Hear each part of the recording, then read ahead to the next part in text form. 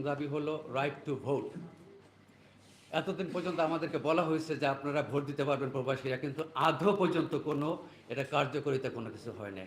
ইট hasn't materialised, মানে এটা এখন পর্যন্ত ফাইনালাইজ হয় না, কিছুই হয় না।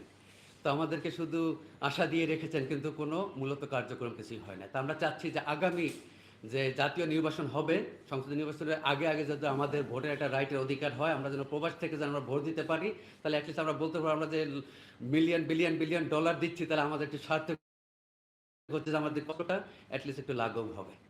তারপরে আমার দ্বিতীয় দাবি হলো বা প্রস্তাবনা হলো যে আপনার রাইট টু বি ইলেক্টেড।